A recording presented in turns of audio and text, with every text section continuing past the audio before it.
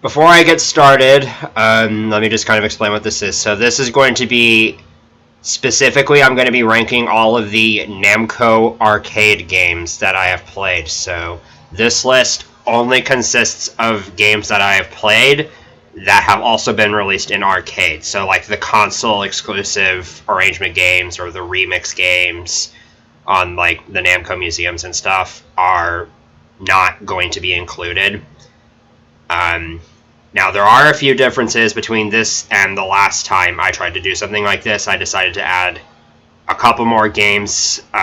First of all, I added a new tier, barely ever played it, because that will apply to some of the games on this list. And then I added a few other games, including like Assault Plus and Baraduke, and I think Phelios. I think those are the only three. I could be wrong, though.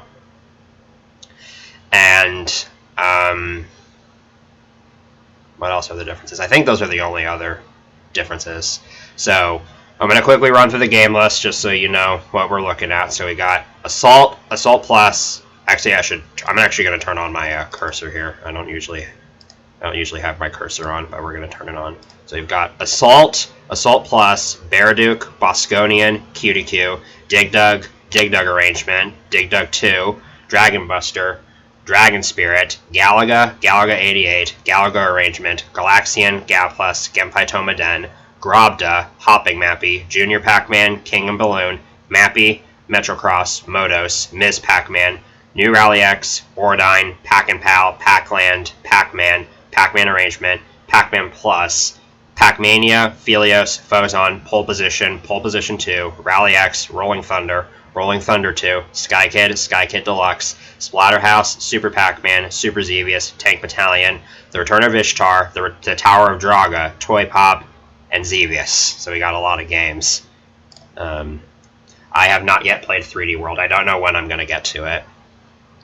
So we're just going to go in alphabetical order. I know I've done a tier list for this before, but I'm going to kind of go into this with sort of a fresh state. So I'm just going to be kind of re-ranking them. So we're going to start with Assault. I think Assault is going to go right here. Dang, Ryan. So I think last time I put Assault in, like, I want to say I put it in C tier last time, but I don't remember. So while I'm at it, though, I will actually rank Assault Plus. I will actually put that in C tier. So I have Assault on Namco Museum Volume 4, but you can also unlock Assault Plus. When I first made the tier list for this, first of all, I don't think I had played Assault Plus yet, but even then, I just assumed it was kind of like Pac-Man Plus, where it's the same game, just like slightly different mechanics.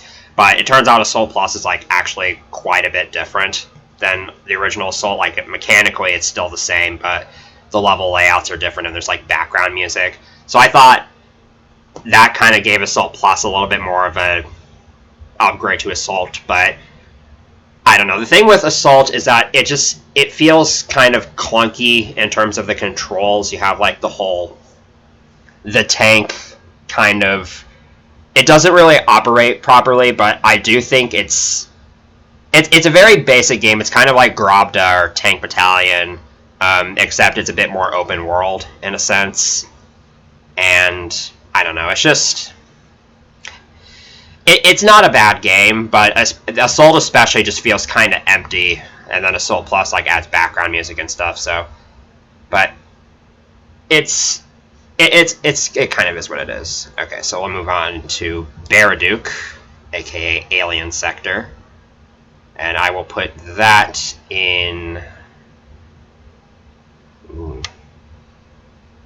I'm probably going to be struggling on a few of these.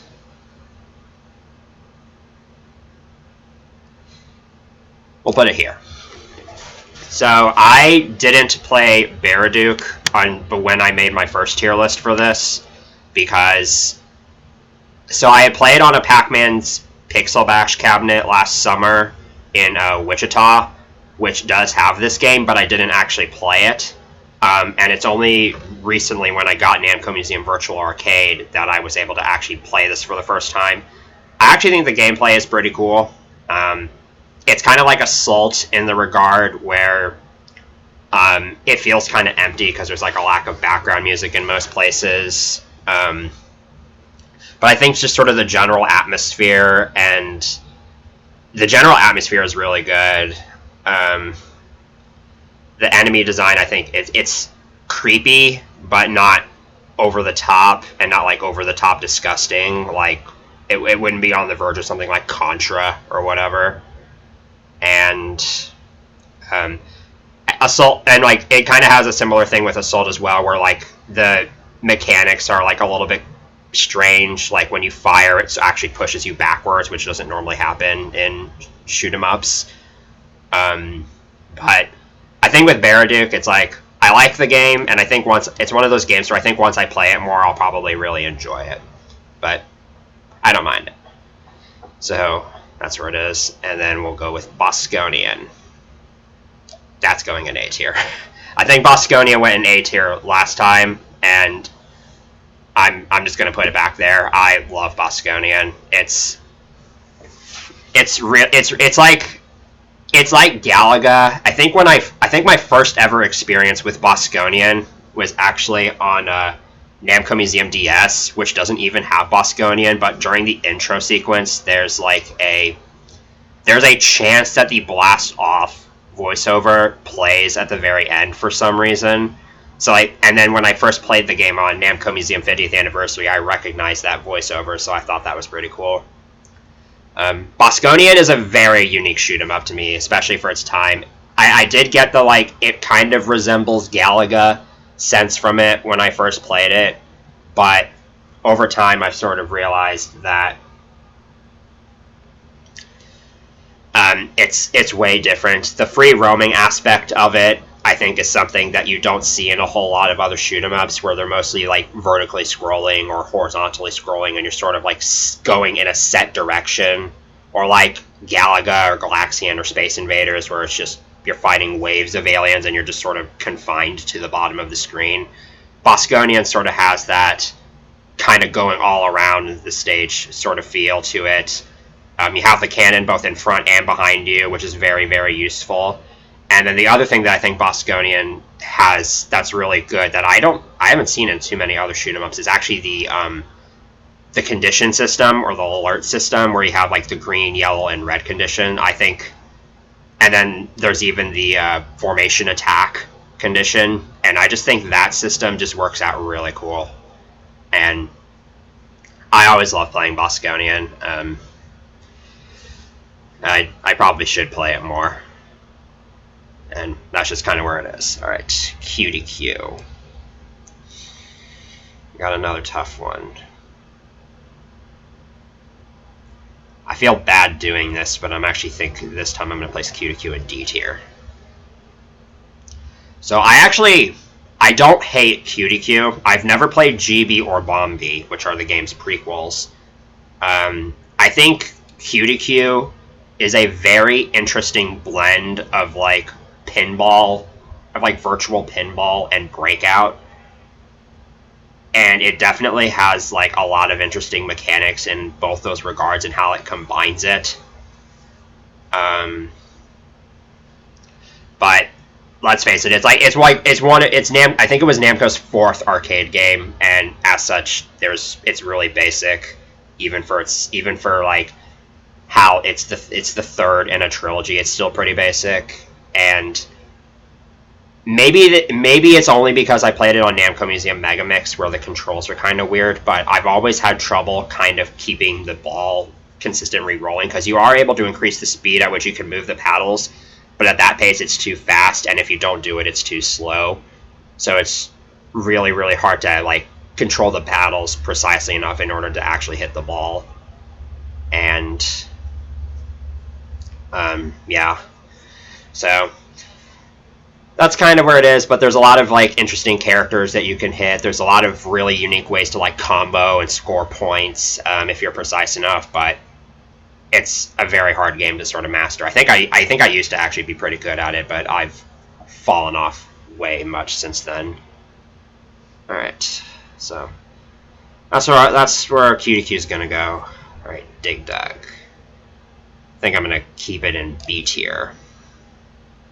So, Dig Dug is a very interesting game to me because it's one of those games where I enjoy playing it, but actually, I don't know. Like, should Dig Dug even be in B tier? I could see it in C tier, because no, I'll keep it in B tier. I think Dig Dug is mostly enjoyable just because of its kind of like simplicity and sort of, it's the kind of game where you could actually go into each stage with sort of like a predetermined route or strategy to actually clear out each stage properly, which is kind of one of the fun things about kind of learning all the different screen patterns and how to like combo all the enemies under rocks, which is just so satisfying. And then one of the more subtle things about Dig Dug is actually kind of like how the different layers work, where the lower in the dirt that you kill an enemy based on the color, the more points it will give, and you can get more points by blowing up a Figar while facing it. And I just think the names Puka and Figar are just kind of cool. The title screen sequence is hilarious in a regard, because like you have the logo drops after Dig Dug digs underneath it, and then yeah, so Dig Dug, I don't really have a whole lot to say about it. It's just a good game. Dig Dug arrangement. I think I've also put that here, and I guess I'll do Dig Dug 2 in a second. So Dig Dug arrangement. This is the 1996 version, not the 2005 version. So this is the one that was on Namco Collection Volume 2. I think Dig Dug arrangement, for one, and this applies to like all three of the arrangement games, but I think especially with Dig Dug arrangement, I love the soundtrack. I know I'm a video game music freak in general, but I just love Dig Dug arrangement's music. I think it's one of those cases where I actually prefer it when it's pitched up, like on the Namco Museum port. The thing that's like keeping Dig Dug arrangement from being an A tier is like kind of the difficulty aspect of it, because it's an arcade game, and unlike the PSP version, it was clearly designed to steal your quarters, and that applies to all three of the arrangement games I'll be doing. So I don't even know if it's like humanly possible to once you see it. It probably is, but I wouldn't know. I haven't really tried it that much. I will say, I think gameplay-wise, the PSP version is slightly better than this version, but I still really like this version. There's a bunch of different power-ups you can use too, like the gun, or you can collect certain wands that like make meteors fall from the sky. I also think the variety of enemies is interesting, especially the one enemy in the space world that just falls asleep sometimes. And the fake Dig Dug aspect of it too. So yeah, that's Dig Dug arrangement. It's really good, and there's a lot of games on this list that I think I should play more often, and I think the arrangement titles are some of those. All right, Dig Dug 2. We're gonna place all the Dig Dug games in B tier. I'm not going to order the tiers, by the way, so the tiers are just going to be listed in alphabetical order. I'm not going to bother trying to order them within the tiers. So but I will say I actually like Dig Dug 2 more than the original Dig Dug. I don't know if I would say the same for Dig Dug arrangement. It's very different from the first Dig Dug, to the point where I don't even know how it retains the title. And I know some of these are horribly cropped. I'm sorry, there's not really much I can do about that. But this is Dig Dug 2. You can tell because there's like a sliver of the 2 visible here. And one thing about Dig Dug 2 that I love is the name entry theme. That song is one of my favorite Namco songs, for sure. I always love to listen to it. It's just so upbeat. It's so catchy. And I think Dig Dug 2 it's more enjoyable than the first Dig Dug because you have like a lot more space to work with. But once you get to the later stages, it just becomes absolutely brutal. And another thing is that controlling Dig Dug in Dig Dug 2 has always felt kind of awkward to me, because he isn't able to like make 90-degree turns or 45-degree turns or whatever properly, whenever like he's not on like a grid intersection or whatever, and it's very easy to be caught facing the wrong direction at the wrong time, and then you get cornered by like 3 different enemies and you die. So it's a little bit kind of clunky in that regard, but it's still a very fun game. Would definitely recommend it. If this is based on the new version of the game, by the way, which I played the old version before. I think I would probably set, if only the old version existed, I would probably put that in C tier. I don't know though, but I think with the revision of Dig Dug 2 that many people know more, I think this is a good place for it. Alright, next up is Dragon Buster. I've always been confused about whether Dragon Buster came out in 1984 or 1985. See, I felt like this was obvious last time, but I'm not sure this time.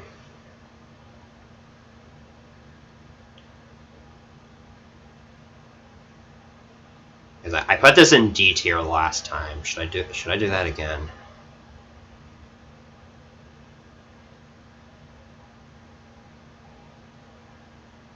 This might be a skill issue. I'll put it in D tier. Dragon Buster is kind of like QDQ in the regard where it's just like, I don't hate the game. I've never really been good at Dragon Buster. I've played it a decent amount of times on like Namco Museum Battle Collection, and now I have the game on Virtual Arcade, which I swear to God you cannot double jump with the Xbox 360 controller. But the thing about Dragon Buster to me is like, even when reading through all the walkthroughs, it just seems like trying to make it through like a single loop of all of the levels unscathed, it just seems like a really, really big task. Like there's a lot of like planning that has to go into it, and you just kind of have to get lucky with which guardians spawn in which of the rooms. And the guardians themselves are just so irritating. Like the skeleton, if you don't kill it within like 3 seconds, it will take like half of your health. The magicians that fire like all the little wands at you. And maybe it's just probably just that thing where it's just like, I don't know how to fight it properly. And some of the regular enemies in general are just kind of irritating, and they just take up way too much of your health. And then you have the dragon fights, which are kind of anticlimactic, but at the same time, the dragon is like super, super tough to kill. And like supposedly there are weak spots on each of the dragons, but I don't know where they are.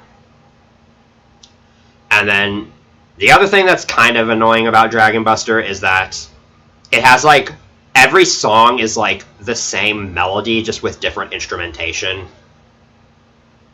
So that kind of cuts down in like the uniqueness department of it. So I don't know. Maybe if I kind of got better at the game and understood it more. The Tower of Draga, I think, was kind of in a similar boat where I just didn't understand the game too well, and now I love it. But for now, this is where the game stands for me. Okay. Dragon Spirit. This is staying in A tier. I decided not to include an S tier just because I figured it would be hard enough to rank these with just these 6 tiers. I love Dragon Spirit.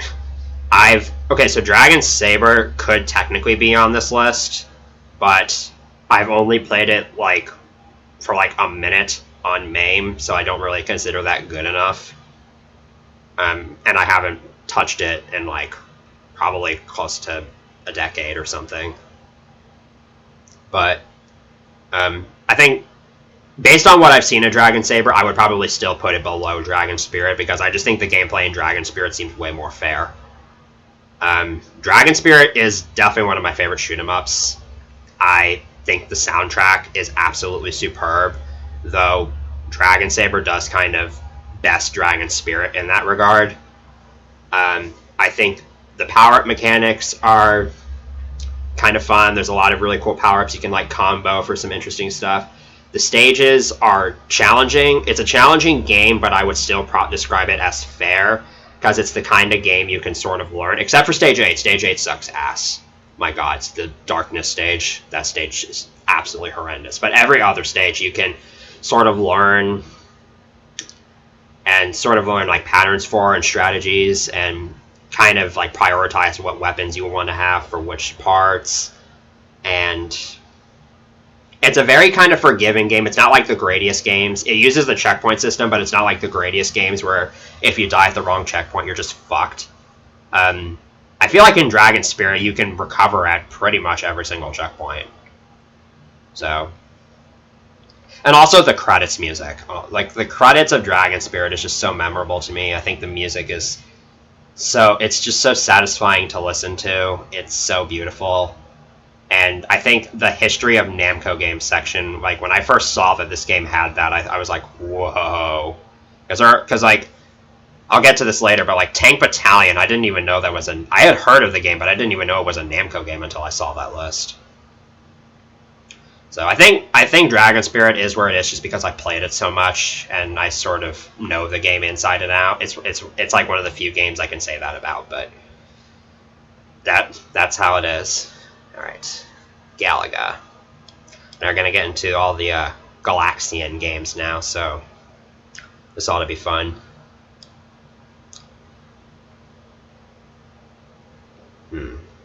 I put this in A tier last time, but I think this time I'm going B tier.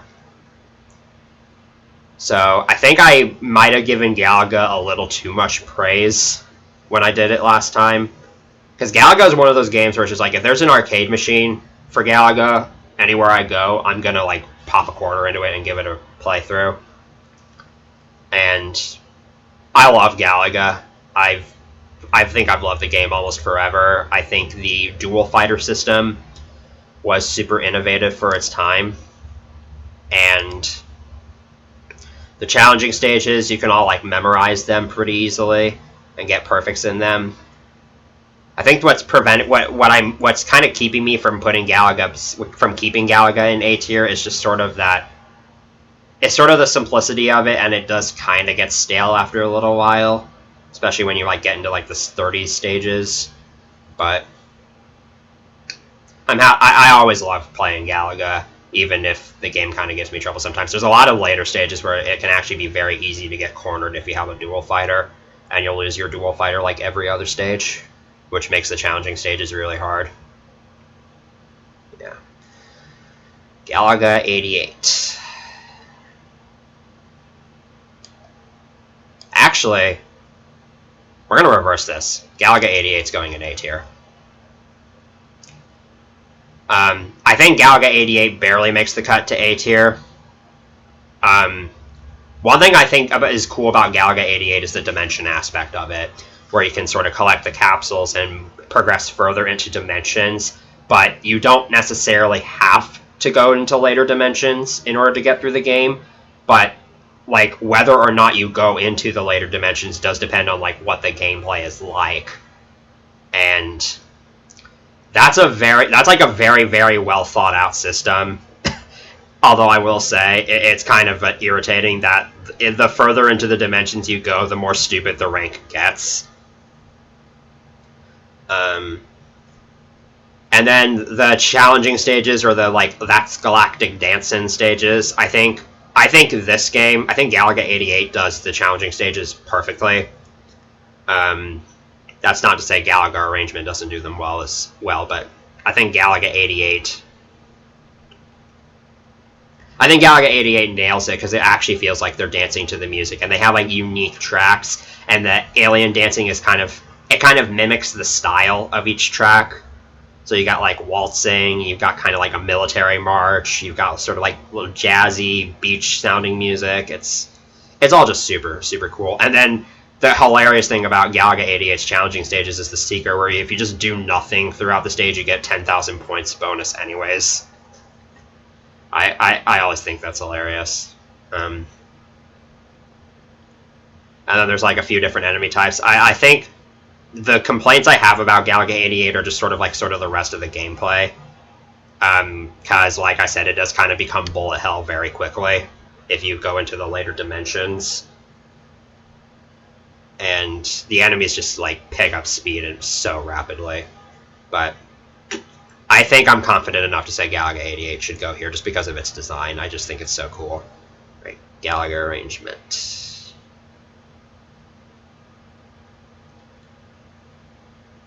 I know I got criticized for putting this game there, but I'm going to keep it in B tier. I think Galaga arrangement, I would probably put it on par with the original Galaga, in that I love the gameplay, but it just doesn't have the same level of creativity to me that Galaga 88 does. And sort of the other thing about it is that there are people who have 1cc the game. There have even been people who have no death the game, but it's like you really have to know like what you're doing and how to manage all the enemy patterns, or you're going to die every 5 seconds, especially on something like the final boss, which is just... The final boss has great music, but it's really, really difficult. But I guess that's to be expected from an arcade game like this, where there's a continue feature. So I think that probably makes sense. The dual fighter system, I think, was done better in the PSP version, as are like the various like enemy patterns that you can get, because this game is like a total mindfuck. Especially the challenging stages where like the screen rotates and flips around, and like the backgrounds are like moving, and it's just like so hard to keep track of everything. Like I once played this game in front of my dad, and he was having so much trouble keeping track of everything. And then like some of the enemy patterns are just absolutely crazy. But this is, I think this is the kind of game that you just need to go into it and memorize everything, or you're just going to get killed every single time. And the thing about the dual fighter system, I like how in both of these arrangement variants of Galaga, you can actually destroy the boss and reclaim your captured ship while it's in formation instead of having to wait for it to come down. That's like a very good quality of life upgrade over the original Galaga, where it had to be flying, otherwise it would become your enemy. But what Galaga arrangement on the PSP does is it allows you to like double upgrade your dual fighter, and not only are there 3 types, but you can also combine the types. And Galaga arrangement just has 3 different types. The arcade version just has 3 different types. The PSP version allows you to double upgrade or combine types. And I just think overall that like the laser power up in the 2005 arrangement is just so overpowered, and in this game it's really hard to really make any good use of them. Even like the Ricochet one is kind of tricky to utilize. I also, the music in this game just isn't super memorable to me, but maybe that's, again, just because I haven't listened to it enough. There's a couple tracks that I really enjoy. The final boss theme, the ending theme, and I think the Last World theme is also one of my favorites. But yeah, there we go. Okay, Galaxian. So I think this is the oldest game in the list. Yeah, I think it is, because this was Namco's 3rd and QDQ was their 4th. And I'm going to keep this one in C tier. So, Galaxian is like Galaga. Well, obviously, because they're part of the same series. But the thing with Galaxian is that it's just way more basic. Which makes sense, because it was super, super early. And Galaga was 2 years later, but I enjoy playing Galaxian. The reason why I don't have it placed any higher is just... It's just kind of relatively basic. Every stage is like literally the same as the last one, aside from the enemies being slightly more aggressive each time. One thing I do appreciate about Galaxian is like the boss fighter system, where you get more points based on whether it has escorts following it or not, which is also in Galaga. But also, like, if you destroy the boss Galaxian while it's flying, then that, like, halts the alien attack for a little bit. And I think that was kind of a clever design choice, but Galaxian definitely serves its place now, and, again, I enjoy playing it, but that's just kind of where I land with it. See, so it's like A tier, these are, like, top-notch games. I think they're beautifully designed, and I enjoy playing them, or, like, they have such awesome music or whatever. A tier, those games are going to be reserved for A tier. B tier is like, I enjoy these games, but I don't consider them as like, I love these games, but I don't love them as much as the ones in A tier. C tier is kind of like, I enjoy playing these games, but they're like either kind of basic or there's just something about them that just isn't with me. D tier is just like I don't hate these games, but there's parts about them that I just don't like, or just like I wouldn't really consider these games like any of my favorites or anything. And then F tier is like bottom of the barrel. It's just like I don't enjoy these games for one reason or another. I don't think we're gonna have many in F. I know there's one that's going to be an F tier and it's coming up, but I don't think we're gonna see that. I don't think we're gonna see like any others maybe. Right, Gap Plus. I'm trying not to let like skill issue get in the way here. But I think in that regard I'll place Gap Plus here. I think this is where it was last time too, so that makes sense.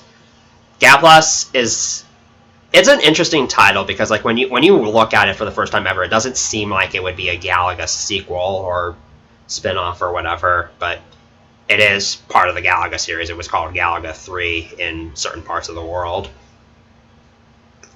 I think Gap Plus, it does a few things better than the original Galaga and a few things worse. For one thing, the like boss having an upgrade system I think is like a nice concept, and especially when you have like the tractor beam, but it just, I don't know, I just don't consider it as creative or anything as like the dual fighter system in Galaga, where there's like multiple steps to it involving like having your ship getting captured, whereas Gap Plus is just you just shoot a alien while it's flying and you get a power up, and the power up is only like mildly helpful.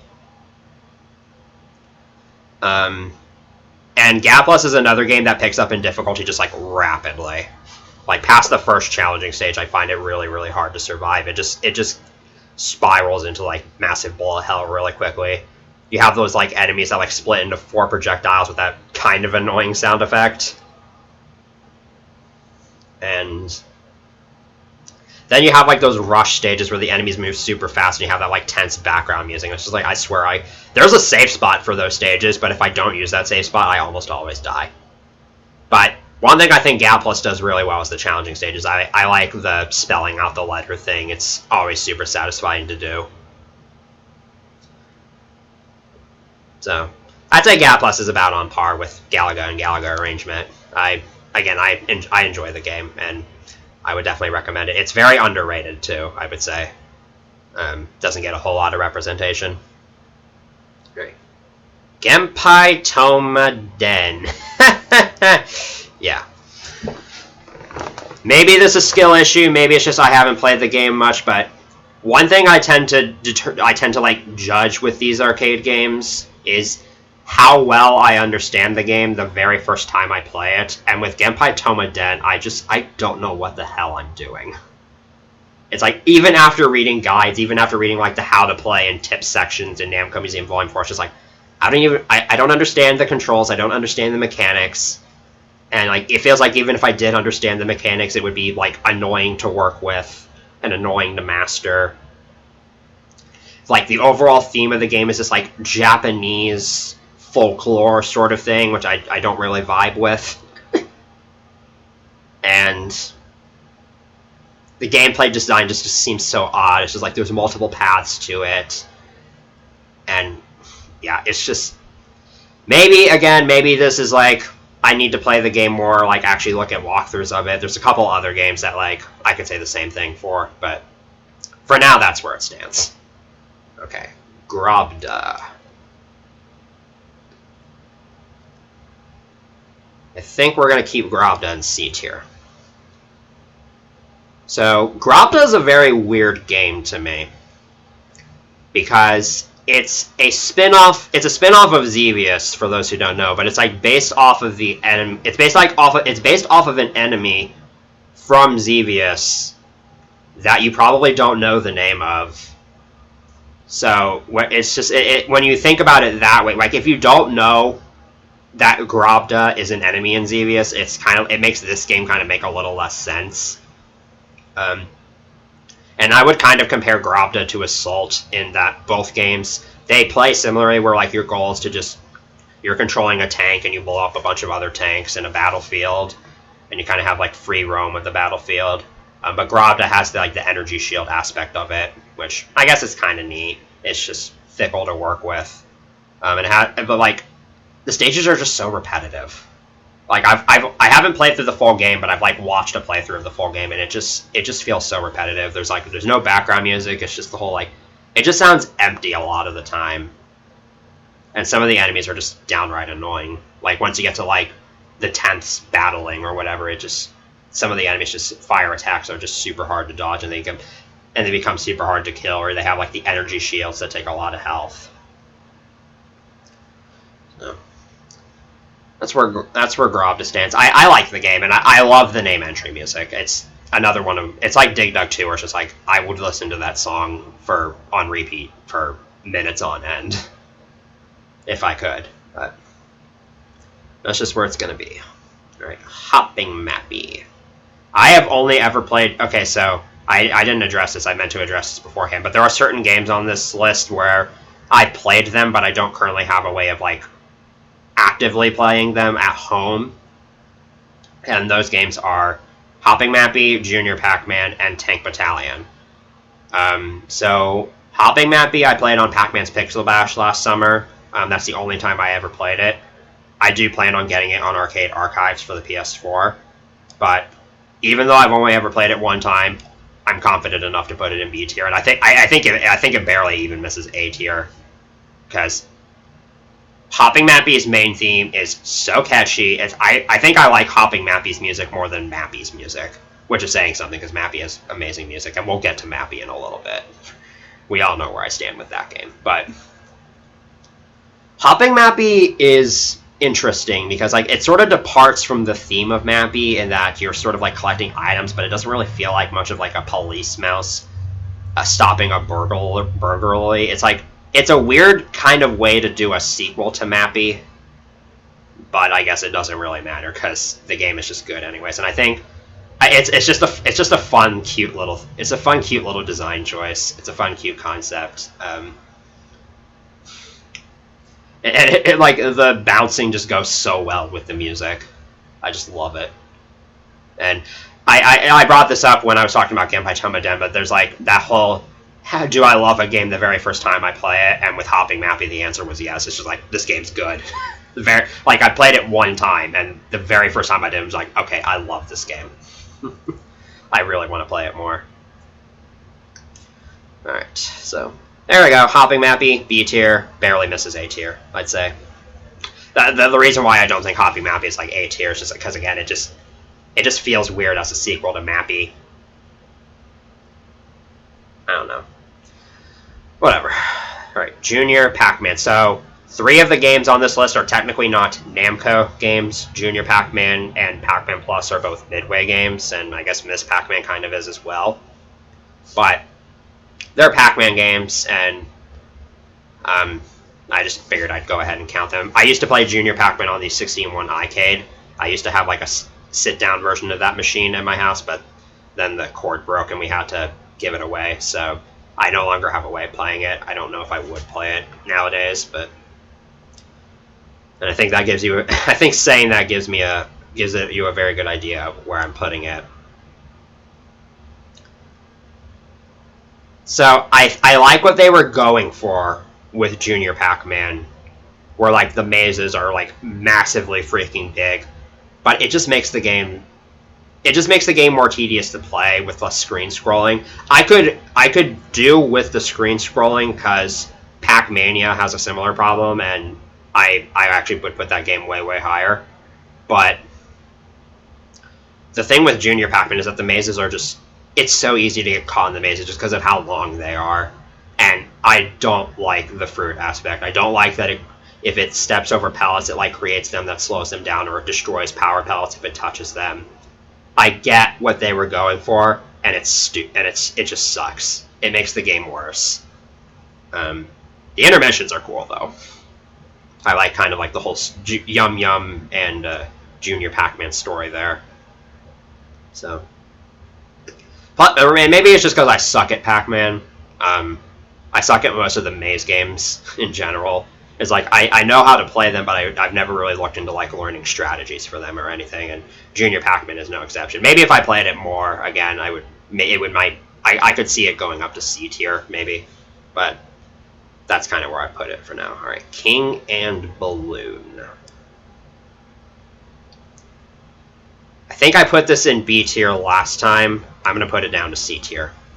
It's very similar to Galaxian, and that's probably just because they run on the same hardware. But I think King and Balloon is slightly better than Galaxian because of the King aspect, where your character, the character you're controlling, has like unlimited lives. Like it can be destroyed as often as you want, but like the real goal of the game is to protect the king from the balloons, hence the name. And like, you lose lives if the balloons take the king away, and I think that's a pretty nice concept. I think Tank Battalion actually does a similar thing, but it's similar to Galaxian, where it's just like I enjoy playing it, but it's basic. It is what it is. It gets the job done. I don't really have a whole lot to say about it. All right, Mappy. Mappy's A tier. I'm sorry. Mappy is one of my favorite video games. Mappy is like probably the first video game I was ever really fond of, because when I was like 5 years old or something, one of my cousins had a Ms. Pac-Man 5-in-1 plug and play, and like Mappy, Galaga, and Ms. Pac-Man were like the games I fondly remember from it, but especially Mappy.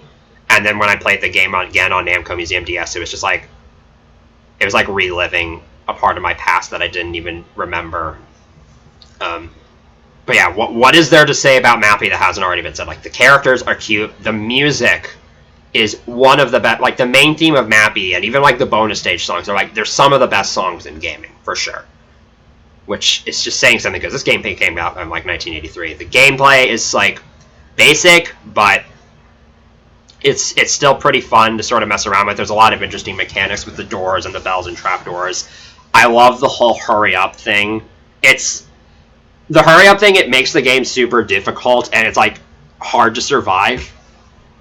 But like, if you can master being able to like manipulate the cats into making sure that they don't get you when it starts to kick up and there's like 5 or 6 of them on stage at once, then, or even like 7, then it's just super fun. I hope at some point I have a highlight of me playing Mappy where like I get the hurry up message and I'm in the stage so long that the Gozenzo coin appears and I still survive, because that would truly be epic. But yeah, Mappy's been one of my favorite video games for my entire life, pretty much, and I think it deserves to be in here. It's, as Hex described it when I made my last tier list, it's based, and I could go on about how amazing Mappy is and how much I love it for quite a while, but I think I'll keep it here. All right, Metro Cross. So I've actually been able to play this game a lot more recently, thanks to Namco Museum Virtual Arcade. So let's see. There's another one that I'm sort of having issues with.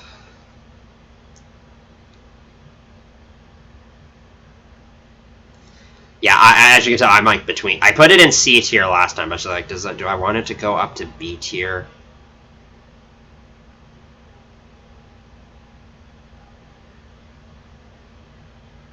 I'm doing it. Metro Cross is going up. Metro Cross is getting the upgrade to B tier. I've been able to play it a lot more lately, and I think I suck at the game right now. It's like I can't get past like the second set of rounds, but I think that could probably be easily resolved if I like learned the game properly and all that. It's another one of those games that's kind of a basic premise to it. You're just running to a goal in a time limit and dodging obstacles. But there's a lot of interesting mechanics, like you can step on the cans to freeze time, and there's like the skateboards. There's a couple of interesting secrets too, or the obstacles, like you have the whole like pitfalls and confetti cannons and stuff, and it's just like those are kind of cool little aspects of it. Stage design kind of feels a little bit random though, and I think Metro Cross is a game I kind of would like to maybe learn a little bit better, but for now I'm happy with just kind of playing it sort of passively and just casually leaving it here. And Metrocross's music, it's like there's like one track in the game, but it's just catchy, and I love listening to it. So Metrocross, I'll put it up there for now. I've been enjoying getting to play it a lot more now that I have free access to it basically whenever I want when I'm at home. So there we go. All right, Motos.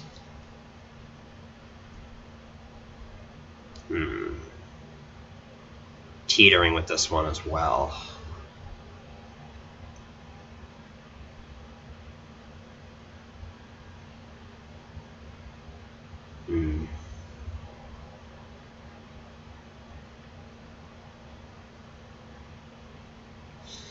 Again, this is another game that went in C tier last time, but I was like, do I want to bump it up to B tier, or do I want to keep it in C tier? Actually, wait, I don't even remember. I might have put Metrocross in B tier last time. I don't remember, though.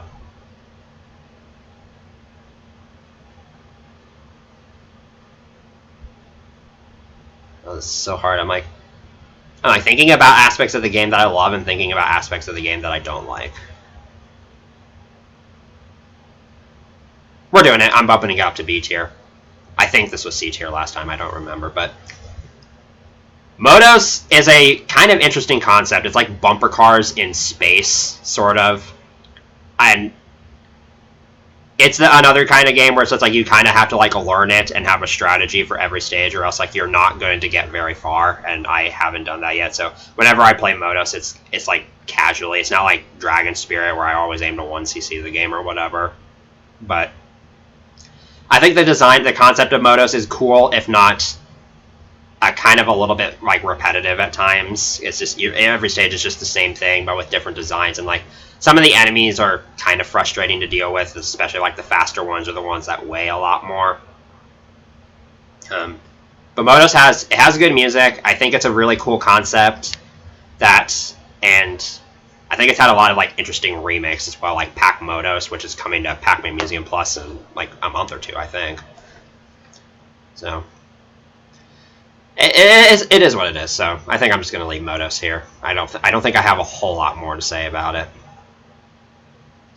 But it's like the difficulty aspect of it again is kind of what's keeping me from bumping it up to A tier.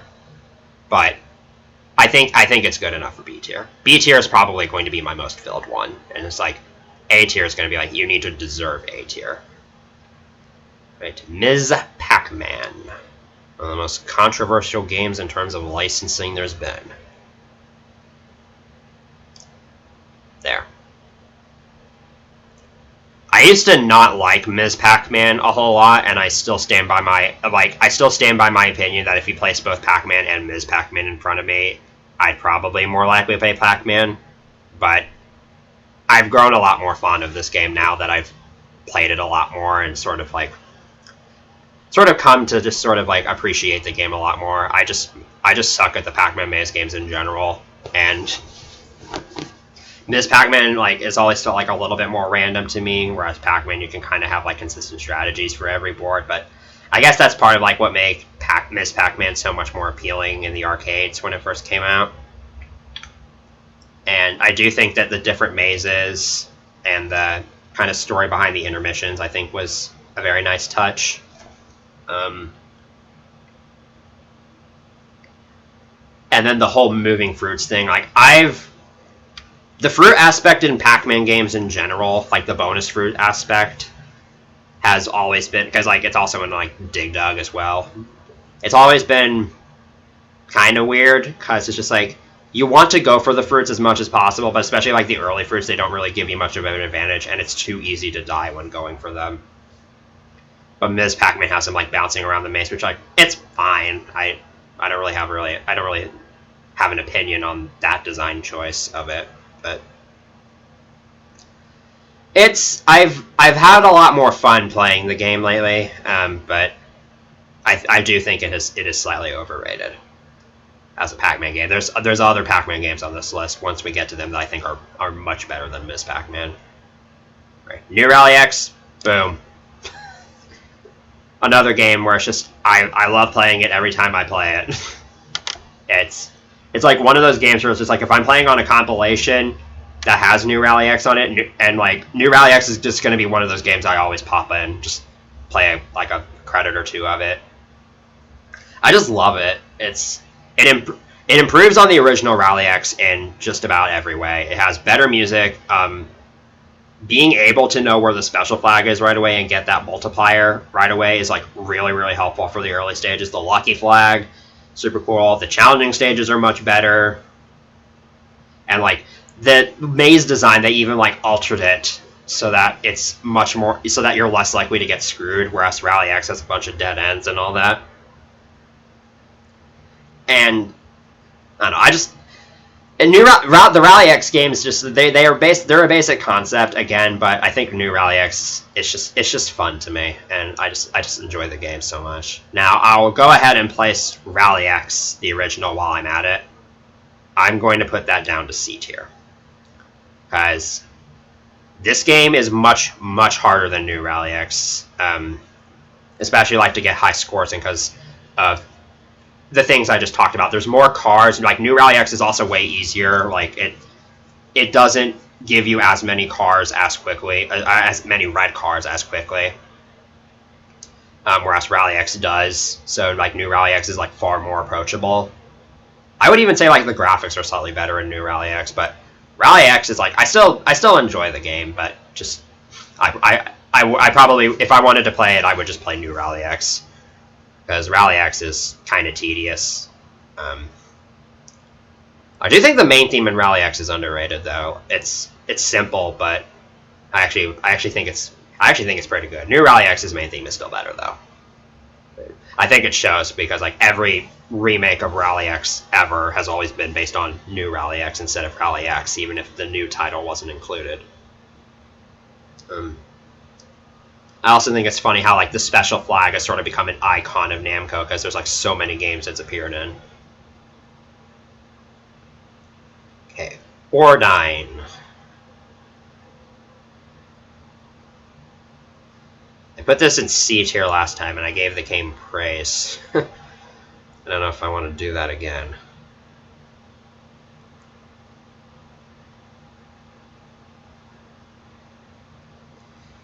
Yeah, I'm between C and D tier for this one.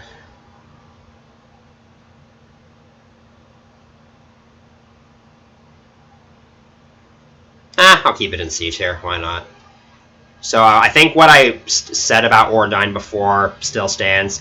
Ordine, it's a cool shoot 'em up, but it's very like basic in terms of a shoot 'em up. It's just like you have like a single weapon, you have a bomb that you can use, there's like enemies that fly in, there's like a couple interesting stage elements, there's bosses that don't, like, I've only played like the first 3 stages, and I don't think I've really seen much of in terms of like actual playthroughs, but they don't seem like too creative and all that. Really the one thing Ordine has going for it in terms of gameplay is the whole like crystal system where you can like buy stuff at the shop ends, and like the weapons are temporary. And like you can like stock up on crystals pretty well.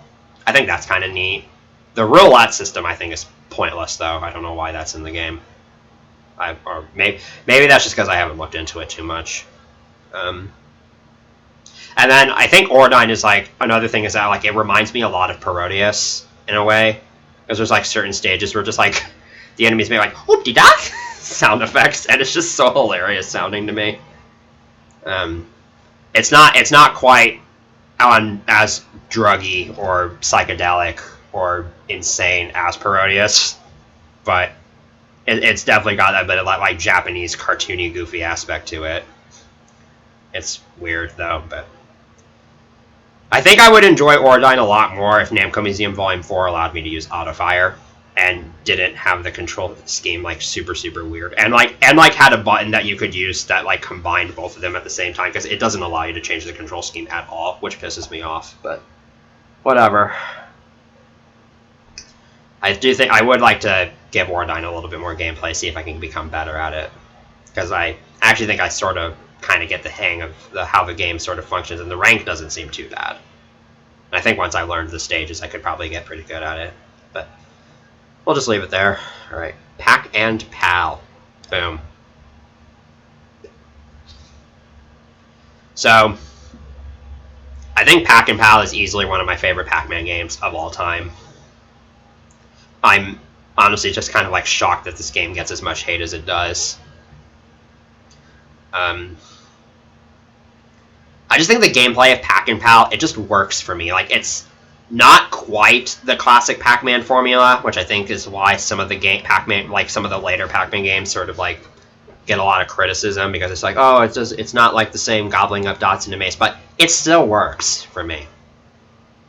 And the inclusion of Miru is, it's kind of like a neat aspect, and sort of like Miru isn't exactly an antagonist, but she can like give a little bit of like score detriment to you, and like she is something else you got to keep a track of in addition to the ghosts.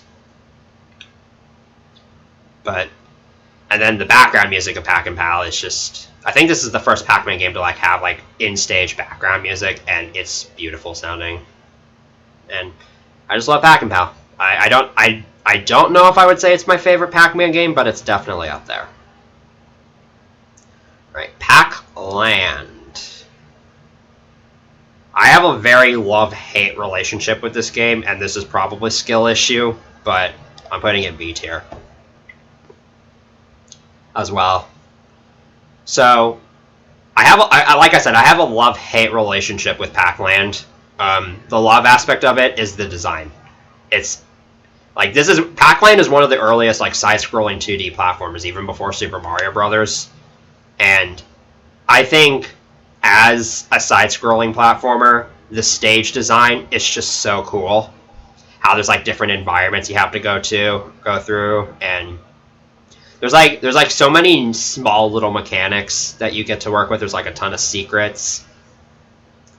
And then you have the return trips, which I think is a really nice touch. Is like, it's a different way of doing like worlds in a 2D platformer, where like the traditional like Mario game, for instance, will have you go like stage 1, stage 2, stage 3, and then a boss level, and then you go to the next world, and it's sort of the same thing. Whereas Pac-Land kind of has that, but it's like stage 1, stage 2, stage 3, but then you have a return trip, and that goes through like several different environments, and you have like a moon jumping ability.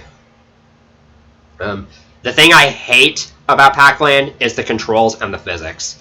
I've only ever played it on Namco Museum Volume 4, but no matter what control scheme I'm using, it just feels like I can never get Pac-Man to consistently run at full speed, and it's just so awkward to try to like turn him around and stuff when I need him to. And on top of that, Pac-Man's like, I get it, it's an early 2D platformer. They probably didn't quite have the mechanics down yet, but it's just so weird, and it just doesn't feel right.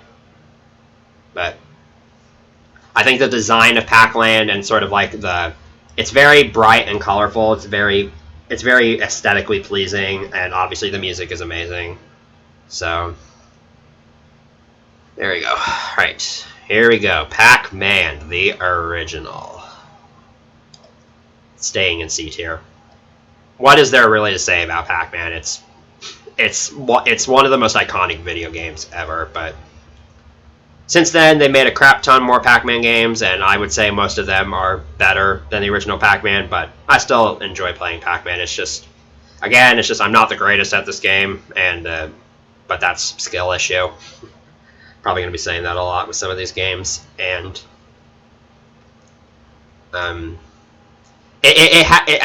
it's done its job, and it's kind of in its place now. It's kind of like Galaxian in that sense, where they're both fun games for like the novelty of it, but they're like successors are, I think, expand upon the formula in much better ways. Okay, Pac-Man arrangement. I feel bad for this, but I'm putting it in B tier again. It's staying with the other two arrangement games. I would compare this to Dig Dug arrangement as well. I think Pac-Man arrangement might be the most fair of the three arrangement games. It's probably the easiest of these three. I don't have the other three arrangement games on here because I've never played them. So I don't have Rally X arrangement or Xevious or Mappy arrangement. I've only ever played these three arrangement games on the PS2 Namco Museum. I think Pac-Man Arrangement is definitely like the most approachable of the three, but it's still absurdly hard compared to like the PSP edition. It's like way more fast-paced. The kinky aspect of it is creative. It's just a massive pain in the ass. And then the whole like power-up. I think the power-ups were done better in the PSP version, but they're still pretty cool in the 1996 version. And then the final boss it's definitely one of the more interesting like progressions of a final boss. I love how it just like once you eat enough Pac Dots in the second phase, it just goes out of control. And then Pac-Man Arrangement has a superb soundtrack as well. It's like Pac-Man and Dig Dug Arrangement just have their OSTs are just so good. They're definitely some of my favorite video game OSTs. Right, Pac-Man Plus, the bootleg that was made by Midway. Let's go in here. I have weird thoughts about Pac-Man Plus in general, because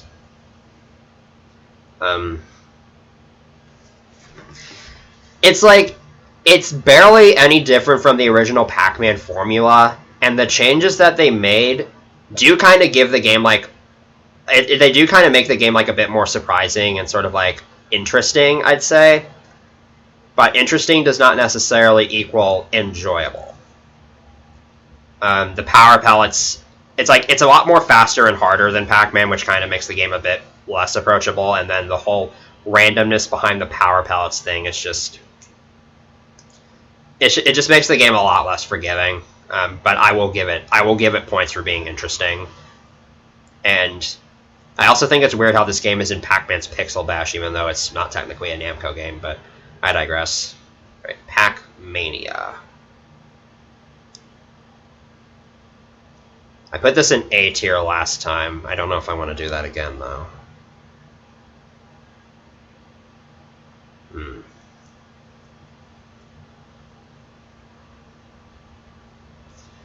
Do I want to put it in A tier again, or should I just drop it to B tier? Because there's like... It's kind of like... What was I saying? It's kind of like Modos earlier. I'm having the same problem that I was having with Modos, where it's just like, there's aspects about this game that I think deserve it to put it in A tier, and there's aspects about it that I think deserve to be in B tier.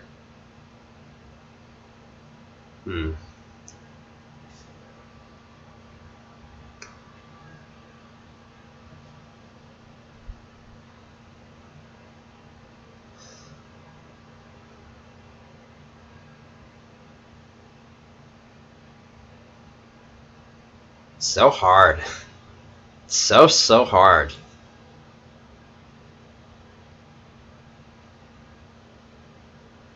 Because I'm pretty sure like once I finish making this list, I'm probably not going to redo it for a while. So it's just like I want this ranking to be like accurate. You know, I'm thinking of more things about the game that I enjoy than more things about the game that I dislike. So I'm going to put it in A tier. Pac-Mania has amazing soundtrack. I think the jump mechanic adds like a whole new layer to the game because it sort of changes up the strategy compared to the original Pac-Man. But then you have like the Funkies and Spunkies that can also jump, so like you have to kind of plan around those. The Spunkies, I think, are just annoying enemies because they can jump as high as Pac-Man, so it's just like if you get caught by them, you're basically dead. But the Funkies provide you a little bit of leeway, even though they like chase your ass constantly. The isometric 3D format works really well for Pac-Mania, even if the scrolling makes it impossible to know where all the ghosts are. I think the number of ghosts on maps does get overwhelming in later stages, like once you get to the levels with like Sue and 2 Funkies and then a Spunky. Commons or gray commons in the Japanese version. But I think the gameplay is overall enjoyable, and it might just come down to the fact that I just suck at the maze games. But Pac-Mania, I feel bad saying it's my favorite Pac-Man game because I feel like I enjoy playing Pac and Pal more, and I would more likely play Pac and Pal. But I think Pac-Mania as a game is just overall better. in several different aspects. They're both enjoyable, but I think Pac-Mania slightly edges itself out, and it's another game where I just love playing it. And I even love playing the original Pac-Man as well. It's just that these games just improve on it. Okay. Phelios.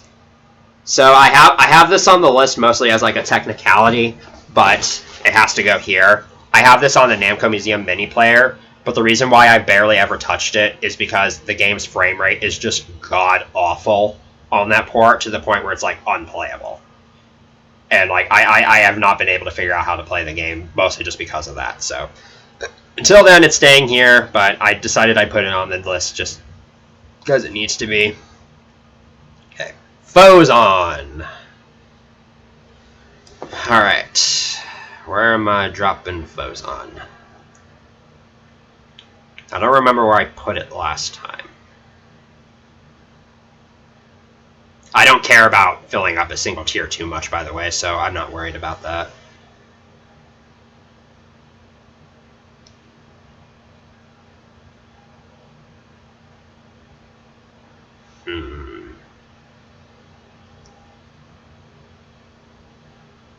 See, I'm tempted to put it in C tier, but there's aspects about the game that I really like, so I want to put it in B tier.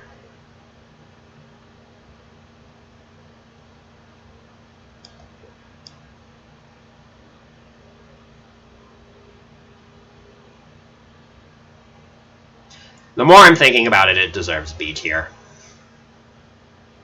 I think Foes On is a very, very creative game.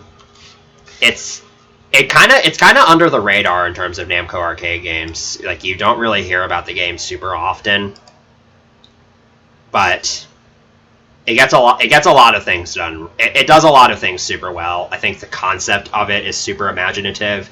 How it's kind of like based in like this sort of like microscopic atom-based society sort of thing, and you're like creating shapes. It's just that the game gets really, really tedious, like past the first challenging stage, and when some of the shapes become like a lot more complex and a lot bigger, and it becomes a lot harder to make them without accidentally attaching them to the wrong places. And then the like, what is it, the Molex? I don't remember what the enemies are called. Like, one of them is called the Molex, one of them is called like the Atomics or whatever. I don't remember. The ball enemies that like hover around and fire crap at you. They have weird movement patterns, and it just becomes way too hard to avoid them in later stages, and they just become a pain in the ass. But I just think the concept of Foes On is so cool. So I'll leave it there. Pole position. Okay, so the pole position games are the kinds of games where it's just like, do I want to put them in D tier? Or do I think they deserve to be bumped up to C tier? Because I put them in D tier last time.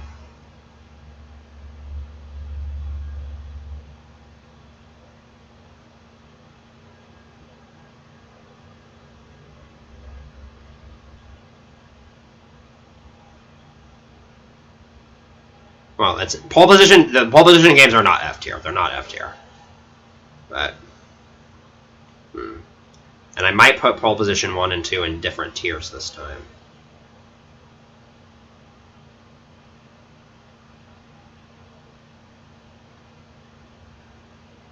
I'll put pole position in D tier, and I think I'll put pole position. I put both pole position games in D tier last time, but I think I'm going to put pole position 2 in C tier, because I like how pole position 2 adds extra tracks. The test track is probably the best track to play on because it's the easiest. But graphic-wise, the pole position games are absolutely stunning. They're like way ahead of their time. It's like sort of they accomplish sort of like a 2D driving perspective with sprite-based technology, which is just so amazing for 1982 and 1983.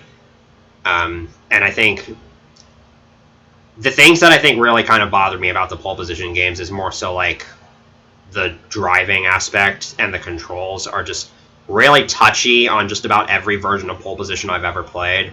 It's like, I think you need I would really like to try playing one of these games with a wheel at some point, like on an arcade cabinet. I would wonder how it would like affect the experience, because pretty much every single version of pole position I've ever played is just like, it's way too easy to like drift the car into a massive turn that just kills you, and like the car doesn't like auto center like it does in certain like Mario Kart games or whatever, and then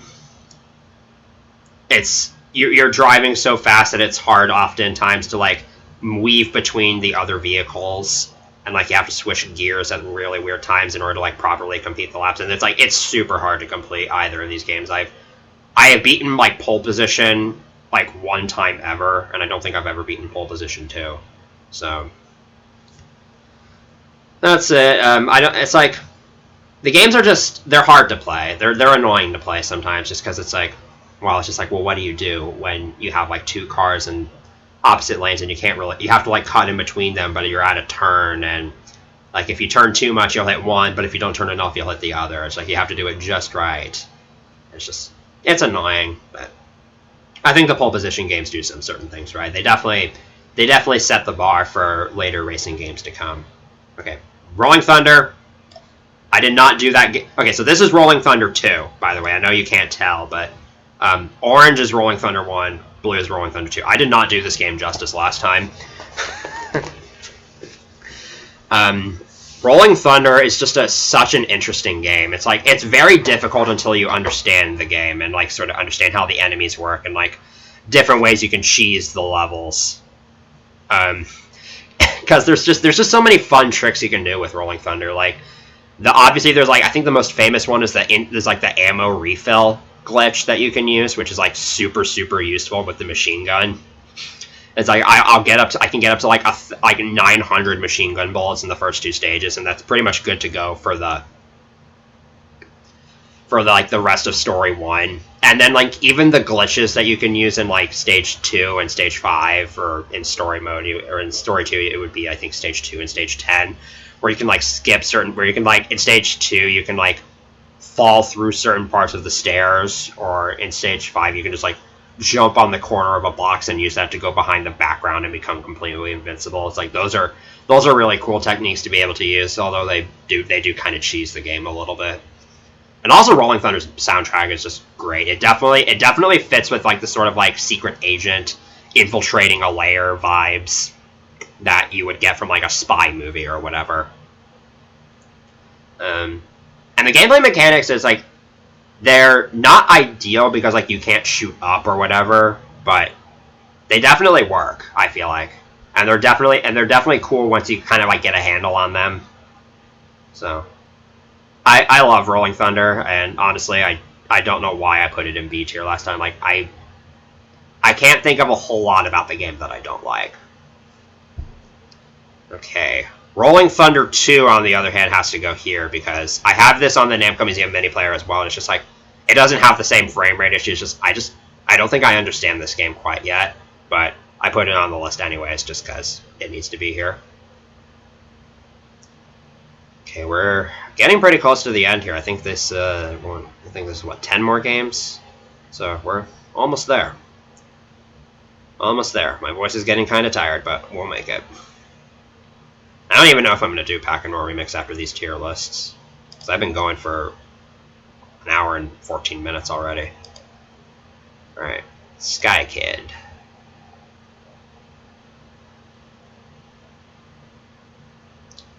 I think last time I might have played Sky Kid in... I don't know if I played Sky Kid in B or C tier, but I know I played Sky Kid Deluxe in D tier. I'm going to put both Sky Kid games in D tier. And not in D tier, in C tier. I'm going to put both Sky Kid games here. Because I think Sky Kid is... like... Sky Kid is like a super enjoyable game. It's definitely one of those games where I'll just like power it on, play a few rounds. Even if I don't finish the credit, I'll just like... I just get joy from just like playing the first couple rounds of Sky Kid. Because it's just such a fun game. It's like... it's a cool kind of shoot 'em up. Even if the mechanics are simple. And I think the thing with Sky Kid Deluxe, why I used to put it down so low, is just because I didn't understand why it existed. And I still kind of don't. It seems... Sky Kid just seems kind of like an odd game to like make a remake of so quickly. But after playing it a bit more on Virtual Arcade, I can say that like Sky Kid Deluxe does like add the whole... it does like add the like upgraded music, and like some of the stage mechanics added are kind of neat, if not a little bit unnecessary. Like the enemies that can make lightning from the clouds. And then they have like the whole X stages, which I don't quite get yet, but they add some like cool effects, like the sky changes color depending on what time of day it is, and you have like the snowy effect. So I think it works in its own cool little way, and I think the Skykid games are just like, I feel bad not putting them in B tier, but I don't think they're quite good enough to be in B tier, but I still love both of them. And I think I would prefer Skykid. I think Skykid is more original than Skykid Deluxe, but I think both games are both games are fine. They're both good. They're both good. Right, Splatterhouse. This could go and barely ever played it, but I've messed with the game a little bit more lately, so D tier. It's not quite F tier, but I tried playing this game to sort of get an understanding of it, and I just can't figure it out. It's not like, because I know like there is sort of like a imbalance in how much I played some of these games. Like I think the games in A tier I played way more than some of the games in D tier. But again, it kind of goes back to like how well do I understand the game the very first time I play it. And with Splatterhouse, I just don't get it. And also the game's like kind of gory. And it's like yeah, like I don't. It's a weird game to be as popular as it is. But I can get why it would resonate with some gamers, though. It just doesn't resonate with me. All right, Super Pac-Man. Where am I dropping this? I think I'll also put Super Pac-Man in B tier. It just, some of these tiers is just like, I don't really have like good justification for putting them in one tier over another. Like Super Pac-Man could also be in C tier. It just fits in B tier for me. I think it's kind of like Pac and Power. Like the Super Pac-Man aspect just adds a new layer to the game that I think makes it stand out as a Pac-Man game. Even if it's a little fickle to use. And the intermissions in this game are absolutely hilarious. There's also the roulette system, like where you can. It is so satisfying when you get the fruits to match on the roulette system, but it happens so rarely because it's so hard to time. But when you do get it, it feels so good. And that's kind of it. It's a lot like Pac and Pal. Both games are really similar, and I think I enjoy Pac and Pal more than Super Pac-Man, but I think Super Pac-Man does a lot of things right. It just feels like it fits in B tier for me. Alright, I'm going to actually reverse the order of this. I'm going to do Xevious first, and then do Super Xevious. So Xevious. I think I put this in B tier last time, but I'm debating bumping it up to A tier.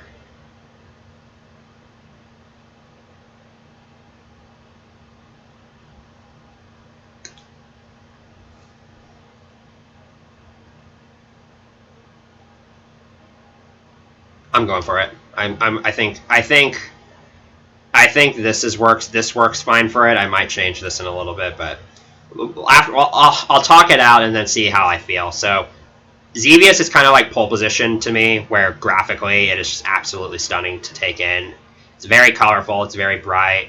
A lot of detail.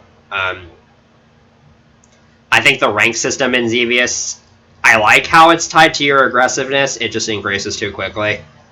It's kind of like the Parodius games in that regard, but it's less tied to how long you're staying alive for, and more to like how aggressive you are towards the other enemies. And I think maybe it's just because I've become more aggressive with Xevious, but I've noticed that the game becomes a lot harder, a lot more quickly for me when I played it than when I used to play it. And the music in Xevious, like the main theme is like kind of repetitive, but some of the sound effects are pretty good, and like I like a lot of the enemy design as well, and I think the Soul Citadels and special flags are a nice touch. I think the hidden message at the start is really, really cool. I like how they like altered it for pirated versions of the game. Now while I'm at it, Super Xevious. I think I firmly talked myself into A tier with Xevious. I can't really. It's like Rolling Thunder, or like I put it in B tier last time, but I can't really think of any reasons why I wouldn't put it in why I wouldn't put it there, and I think I firmly talked itself here. Again, I think the game does get a little ridiculous if you're a little too aggressive, and it just kind of goes on and on and on. But I always love playing Xevious when the game decides to be fair to me.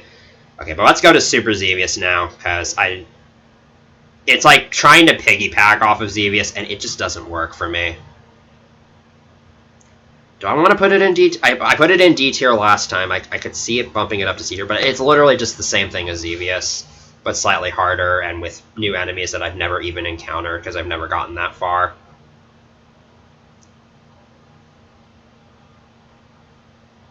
I know why Super Xevious exists, because like Namco wanted to make a version of Xevious that was like better for arcade operators, but now it just doesn't do that. You just don't hear about it much nowadays. I feel tempted to put it in C tier because it's still Xevious, it's still fun, but yeah, I think that's where I'm gonna land with it. All right. Wow. There's a couple heavy hitters here. Tank Battalion. This is another game where I used to play it on the 61 arcade, but I can't play it anymore. I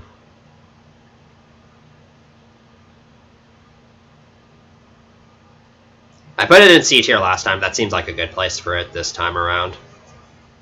It's like I'm like too scared of being too harsh with some of these games, but I think Tank Battalion fits nicely here. I think mostly it's just kind of like the sort of concept of it is another game where it's just like, obviously the goal of every stage is to destroy all the tanks, and like if your tank gets killed, you lose a life. But then you have like the secondary concern, kind of like King and Balloon, of where if like the mother tank gets destroyed, then it's an automatic game over.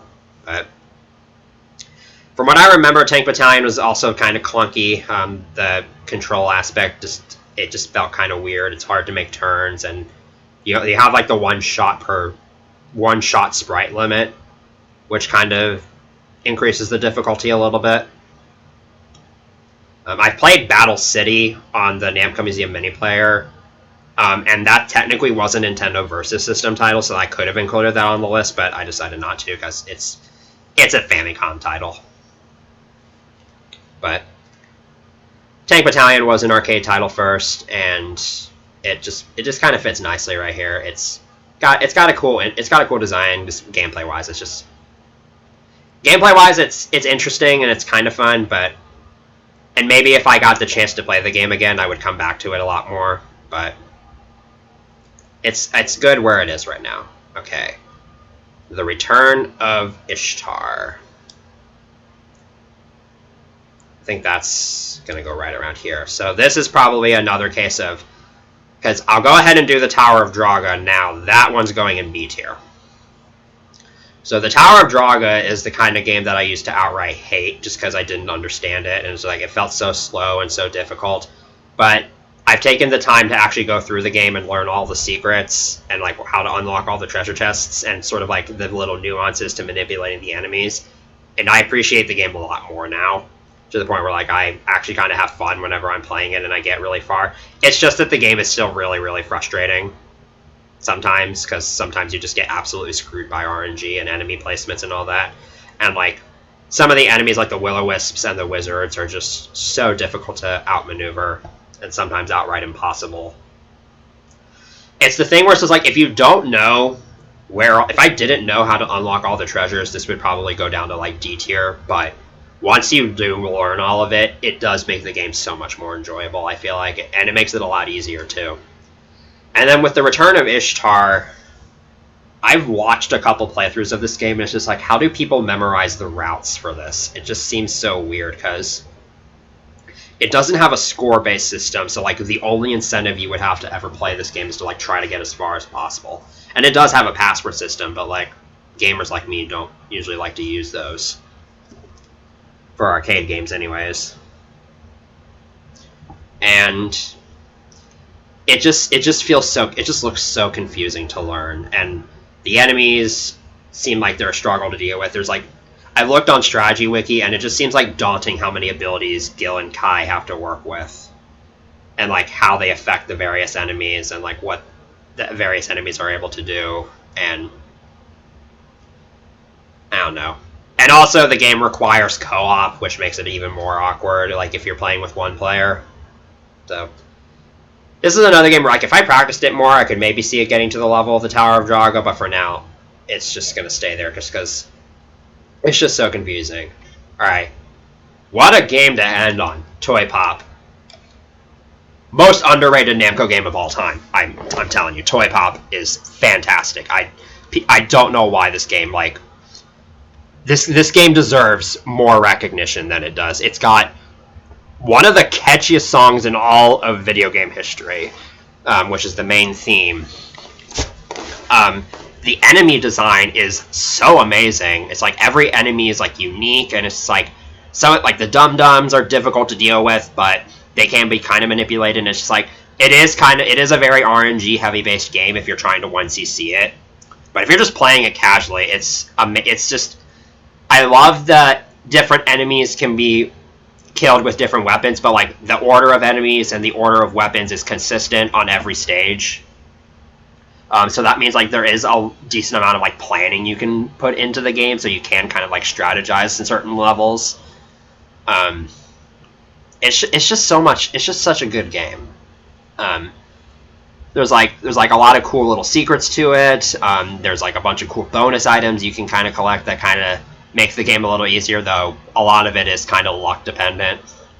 So it's kind of up to you whether or not that kind of deters you. It doesn't deter me. I got Namco Museum Volume 1 for the sole purpose of being able to actually play Toy Pop, and I've loved the game pretty much ever since. So that's kind of where I'm at. Alright, I think I would stand by most of these.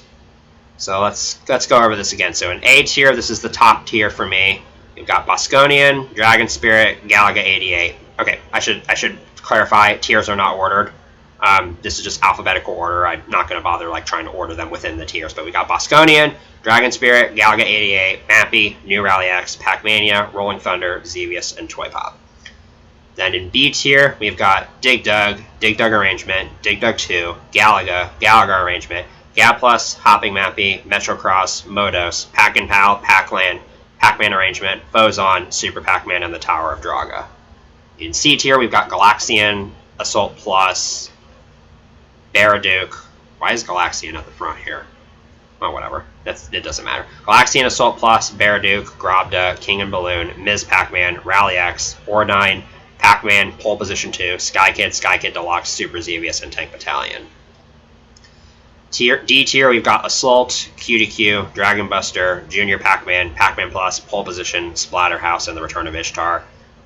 F tier, we've got Genpai Toma Den, and then these two games I don't think should have even been included, but I just felt like it would be wrong if I didn't. I think I might have been a little too generous with some games like Xevious and like Super Xevious and a few others maybe. I might have been a little generous with putting them in some of the higher tiers, or higher tiers than I used to, but I think overall I would stand by this, so I'll leave this where it is. Alright, so that's that. Now we are I'm going to change my title because I'm going to do one other thing, and then I think I'm actually going to end stream and not do speedruns.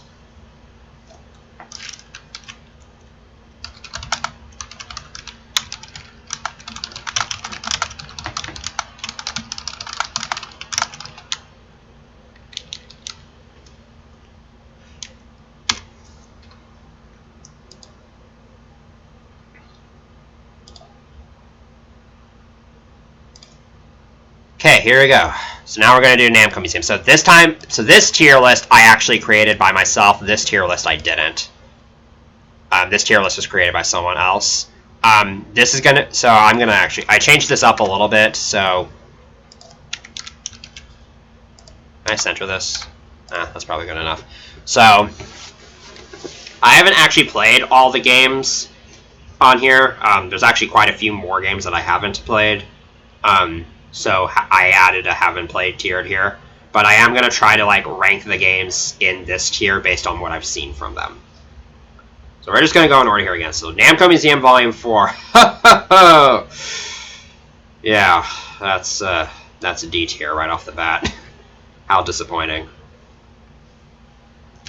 So, Namco Museum Volume 4 is like of the original like PlayStation saga that exists for Namco Museum. It's like this is scraping the literal bottom of the barrel. It's like it's got Genpai Tomaden, which I already said was an F tier game. Actually, I'm not local recording, am I? Whatever.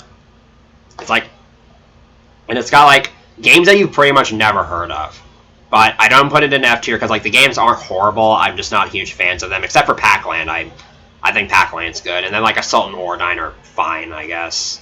But I think the museum of Namco Museum Volume 4 is, of the three I own, the best one. It's very involved, very interactive, has a lot of really neat secrets, and I just think it's good. Okay, so Namco Museum for the PS2, Xbox, and GameCube. I'm surprised. Is Encore on here? I don't see Encore on here. That's weird. Well, I haven't played Encore, so I guess it doesn't matter, but...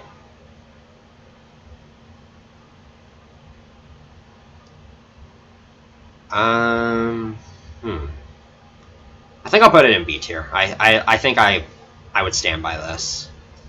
Because this Namco Museum notably has the 3 arrangement games on it, which I don't think which you can't really get anywhere else aside from like emulating them on MAME or if you happen to find an arcade cabinet. But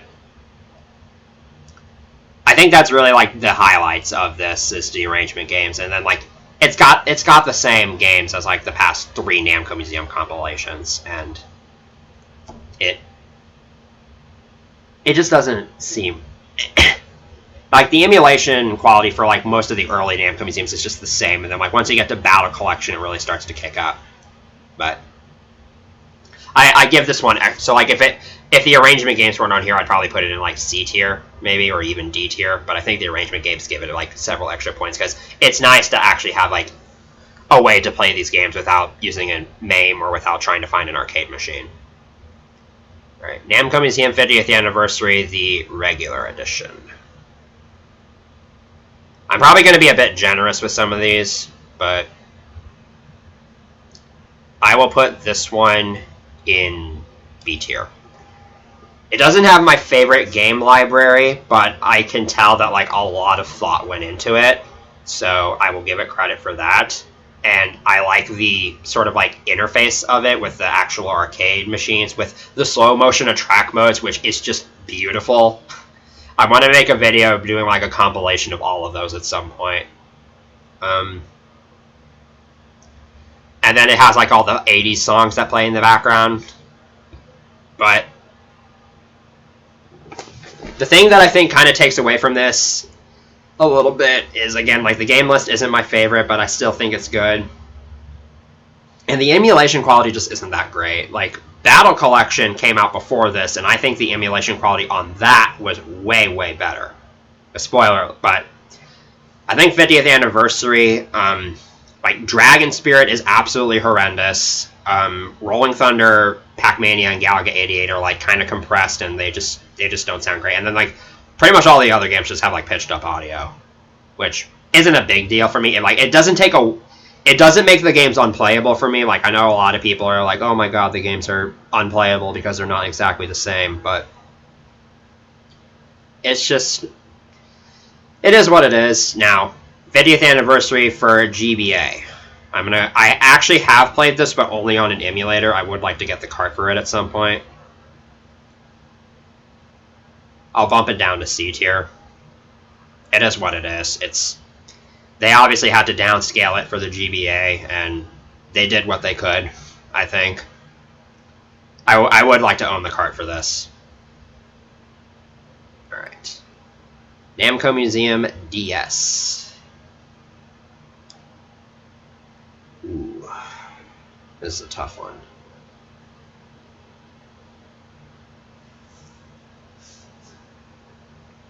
I'll actually go ahead and discuss this game first, and then I'll see where I land. So, the game library is relatively small here.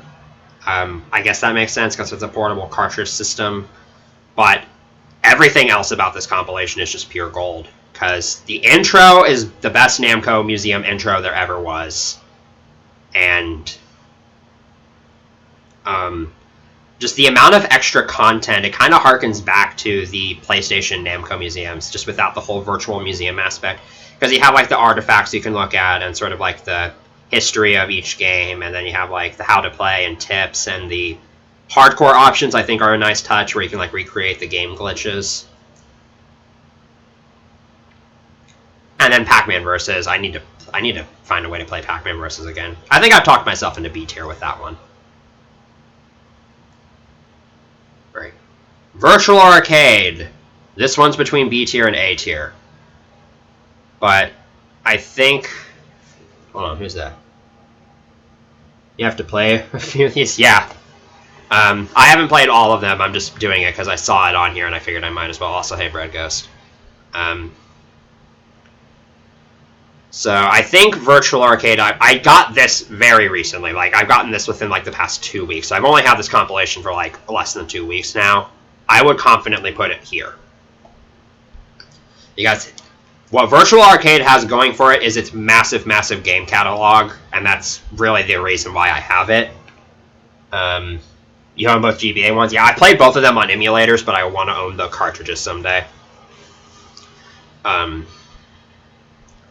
thing with Virtual Arcade, though, is that just the arcade games, they just don't have a whole lot going for them. Like, they're very nicely emulated and ported, and I think including the 3 arrangement games was done. There's like a couple nitpicky things I have to say about it, but just... It feels like this compilation was really meant for the the Xbox Live titles are like the big hitters here, and then the museum titles are just like, oh, and here's just a shit ton of other games. Like, it's great, but I don't know, it just doesn't stand out just besides that, and that's why I'm not really going to put it in like A tier or anything. Right, the Namco Museum Archives titles, I haven't played these, and I don't ever intend. I don't have a Switch, so it's like this arcade pack and this one, the Namco Museum for Switch, although I guess these two are technically the same. It's just this one has Pac-Man Championship Edition 2+. So I have to put these in haven't played.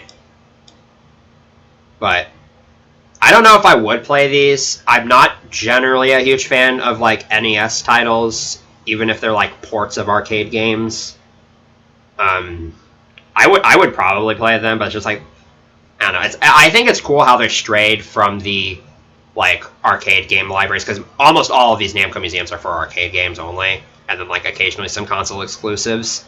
But this one is like exclusively Famicom games, which I'll admit is cool. I like how there's like a demake of Pac-Man Championship Edition that was like a fan-made game at some point, and then Namco just bought the rights to it.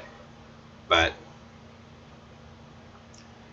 yeah, I don't know where I would land if I had actually played one of these, which is why I put them there. And then same goes for Arcade Pack and this. But I will say on these two, the Switch Namco Museum, that the game library is kind of disappointing. Like, it's just not good. They have like some of the classics, and they have some of the rare ones like Sky Kid, Tower of Draga, Rolling Thunder, Galaga 88, and then they have Pac-Man, Galaga, Dig Dug, and then they have Splatterhouse, Rolling Thunder 2, and Tank Force, and that's literally it. It's like, come on, man, you're coming off of Virtual Arcade and freaking Megamix. It's like, you can do way more than that for the Switch. And I get that on the Switch you have like the arcade archive stuff, and you could probably like, you could easily the thing with these compilations, so like you're probably wondering like, why do you have them at all? Why don't you just emulate the games in MAME? And it's like, true, but there's something to be said about being able to play multiple of these arcade games on just a single platform.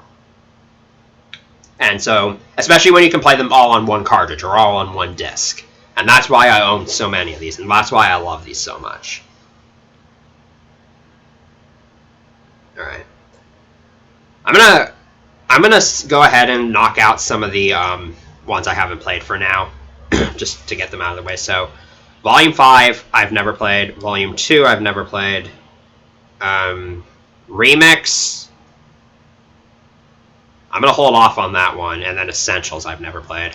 Oh, I didn't mean to put that in F tier. So, Volume 2, I'll go ahead and give my thoughts on these based on what I've seen. So Volume 5 is cool from what I've seen. I think the game selection is better than Volume 4, but not quite as good as the first 3.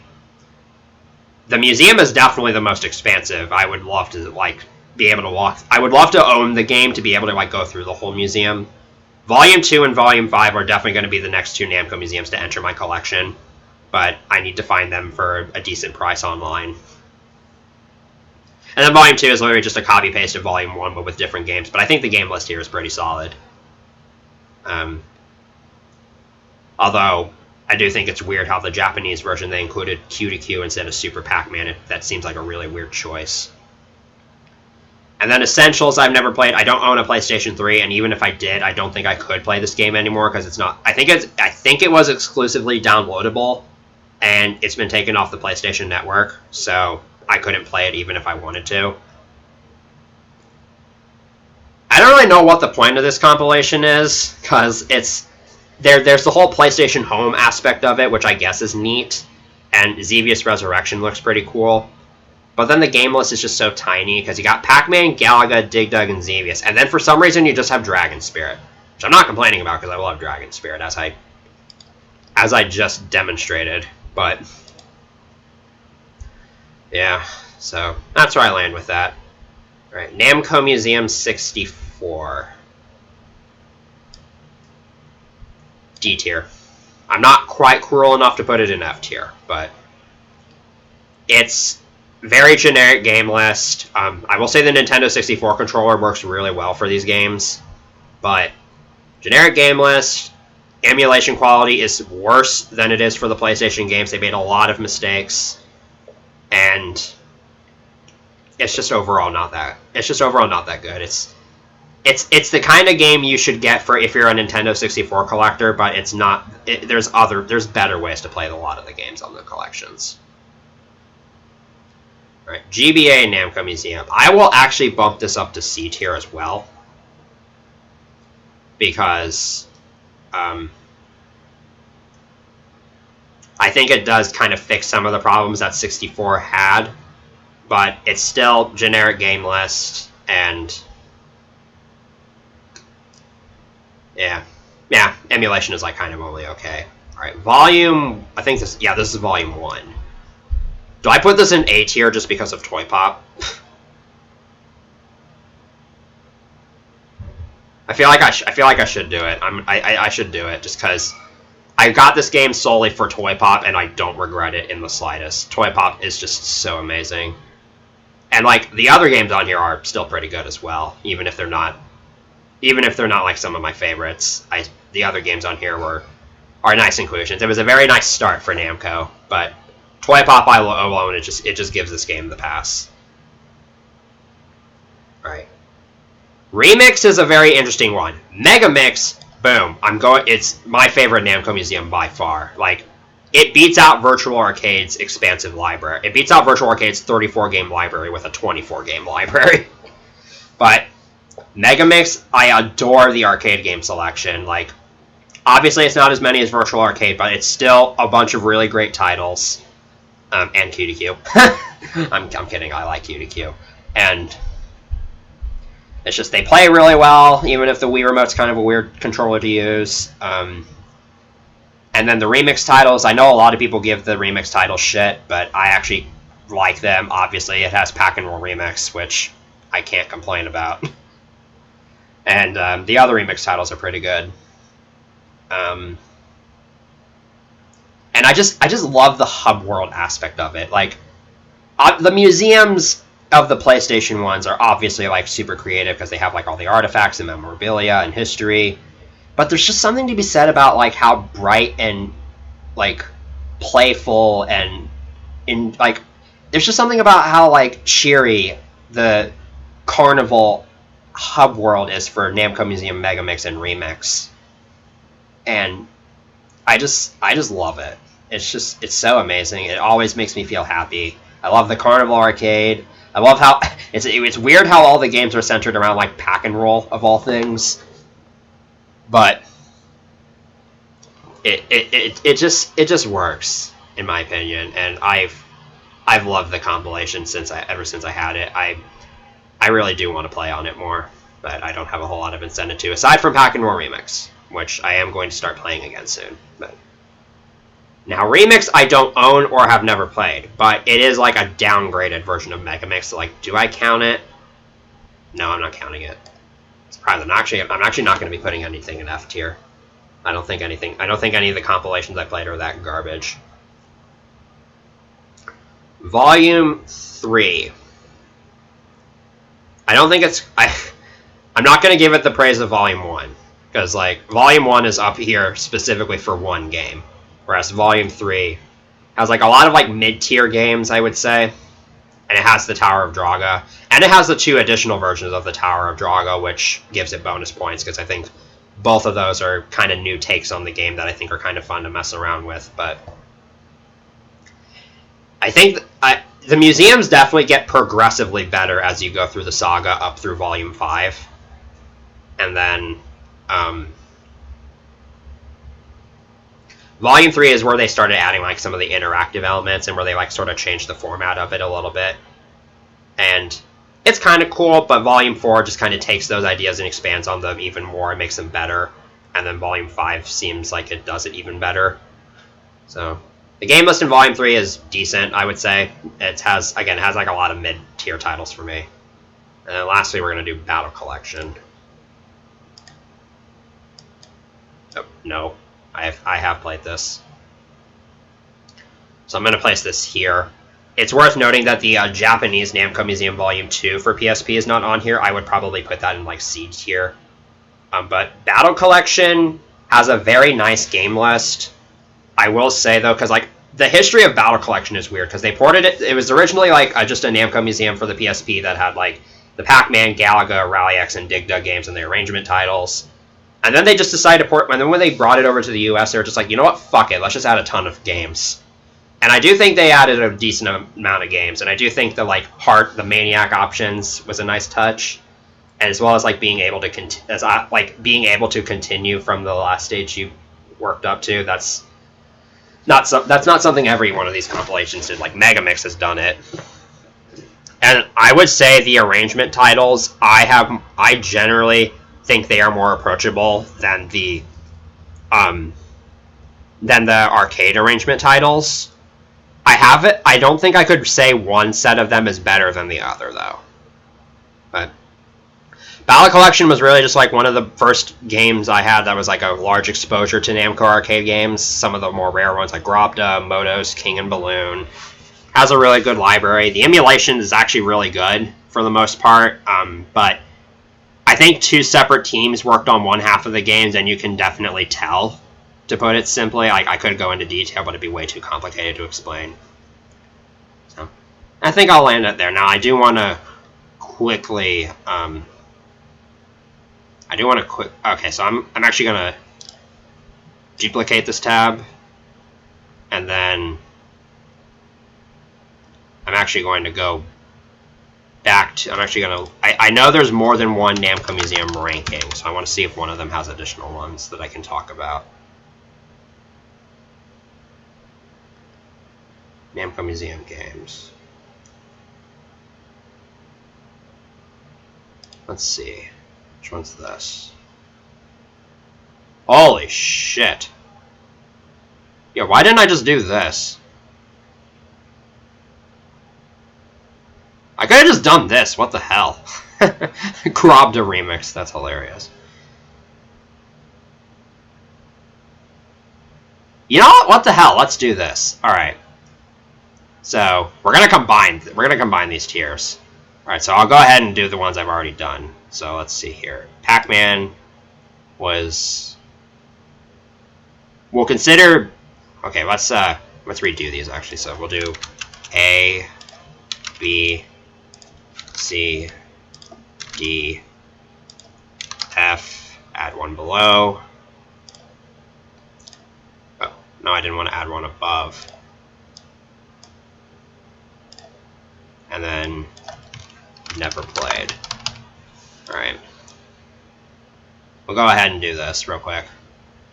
So Pac-Man, C tier.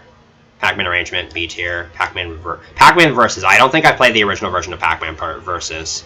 The DS version, on the other hand, I think I could do that. Here, Gator Panic Remix. This is an interesting one. It's kind of cool. It's a weird take on a. It's a weird take on like a arcade game that's not really like a video game in a way. It's like a.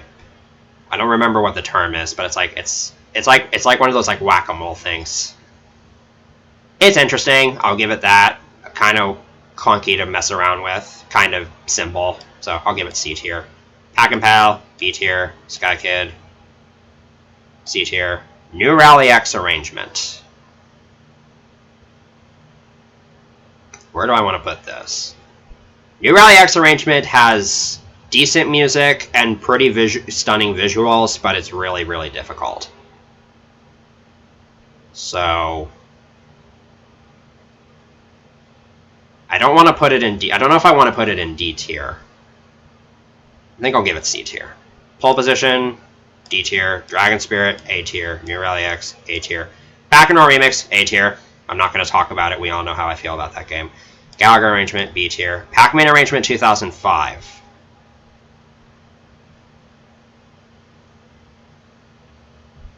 I like some of the added elements they added to the gameplay, like the elevators. The boss fights are a bit. The boss fights kind of have some creative touches, and you have like the jump and dash power-ups, and then you have like the warp pads. But 1996 arrangement also has those. But the music's just not as good. It's still good, but not as good as 1996 arrangement. Meh. I'll put it in C tier as well. Pac Modos. It's literally just Modos arrangement, but with Pac-Man. But I think it's a cool enough game, so I'll put it in B tier. Pole Position 2, C tier. Valkyrie No Denstas, I've never played. Grobda, C tier. Horde 9, C tier. Xevious Resurrection, never played. Gallagher Arrangement 2005, B tier. I think I touched on it briefly, but I think Gallagher Arrangement does the dual fighter system much better. And the boss fights in this game are like a little bit lame, and it's not nearly as much of a mindfuck as Gallagher Arrangement, but it's still pretty good. Tank Force, never played. Galaga, B tier. Rolling Thunder, A tier. Mr. Driller Online. I don't understand this game. D tier. Genpai Tomaden, F tier. Ga Plus, B tier. The Splatterhouse. Yeah, that's Splatterhouse. D tier. Galaga 88, A tier. Miss Pac-Man, C tier. Rally X Remix. I think it's about par with New Rally X arrangement, so C tier. Xevious, A tier. Toy Pop, A tier. Turn of Ishtar, D tier. Gallagher Remix. I'll give it B tier. I like the concept, and I think the music is great. Bosconian, A tier. Dragon Buster, I think I put that in D tier. Pac-Man arrangement 2005. Wait. Didn't I just do this one? I'm confused. There's two of the 2005 Pac-Man arrangement on here. I guess I'll just put them both in the same one. I don't know. Tower Draga, B tier. Pack Attack. I think Pack Attack is a pretty cool puzzle game. It's Tetris, but with Pac-Man. Really fun to just play a random round of. It does get kind of annoying when the game gets too difficult, though.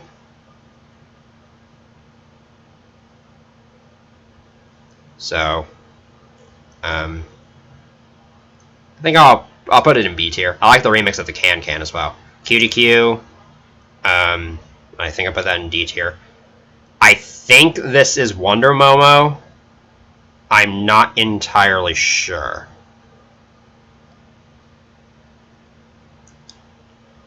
I've never played or seen Wonder Momo, so I'll go ahead and do that. Pac-Man Championship Edition. Very addictive, gets very fast. but not really a whole lot to the game. C tier. Metro Cross, I think I put that in B tier. King and Balloon, C tier. Rompers, I've never played. I've come across a Pac-Man's Pixel Bash Machine, but I just didn't play it. Dig Dug Arrangement. Again, it's more approachable than the original Dig Dug Arrangement, and the boss fights are a bit different. I'd say I put it about on. I'd say, the mechanics of this game are definitely a bit more awkward than 2005 Dig Dug Arrangement. The enemies behave a bit weirdly, and the music isn't as good, but still good. So I think I'll put it C tier. Bear Duke, C tier. Modos, I think I put that in B tier. Which one's this? This is Bombi, never played. Galaxian, C tier. Pac-Land, B tier. Dig Dug Arrangement. I think I put that in B tier, yeah. Dig Dug 2, B tier. Dragon Saber. I'll put that in. I actually technically played this. I'll put that in D tier, why not? Because the game just seems way too unfair. Rally X, C tier. Mappy, A tier. Dig Dug. Grabda Remix, D tier. Assault, D tier. Galaga Legions, D tier. Where's the original Pac-Man? Oh, it's right here. Never mind. Super Pac-Man, B tier. Pac-Mania, A tier. Rolling Thunder 2.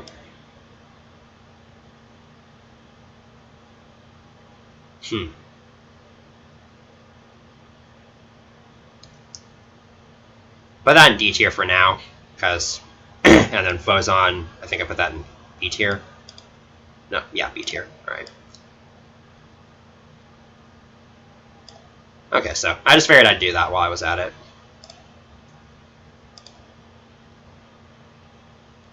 So, I'm going to go ahead and screenshot all three of these real quick.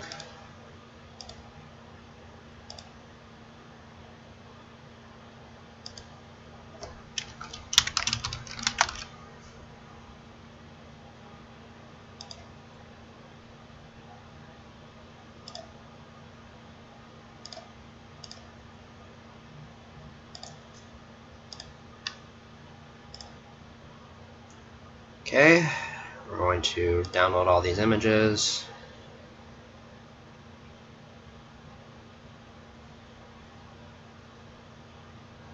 So I do want to mention, though, that I think they left out some games on the Namco Museum games tier list.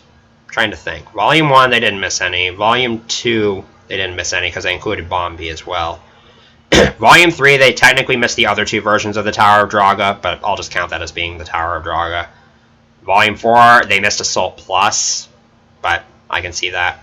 Volume 5, I don't think they missed any. Encore, they didn't miss any. PS2, I don't think they missed any because they have Pack Attack in the arrangement games. Battle Collection, I don't think they missed any.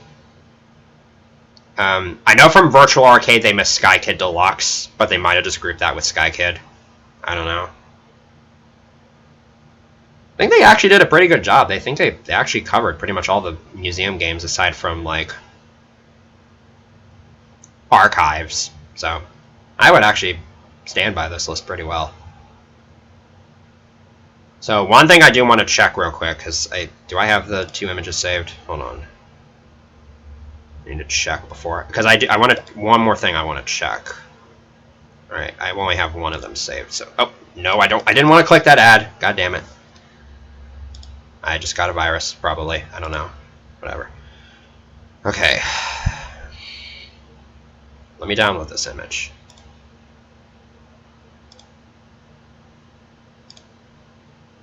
There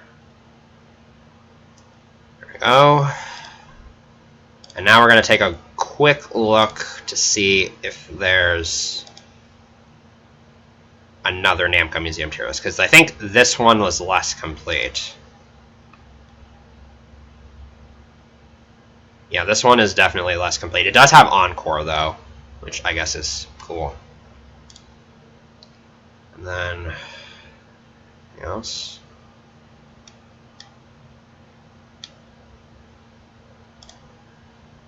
Let's just look around and see what other tier lists I could have done. that list is kind of incomplete. It doesn't have a whole lot. I can't even tell what some of the games are.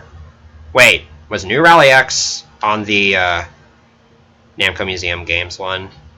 I think it was. I don't remember. Yeah, it was. Okay. So I think I'm going to stop there. I've been going for long enough, but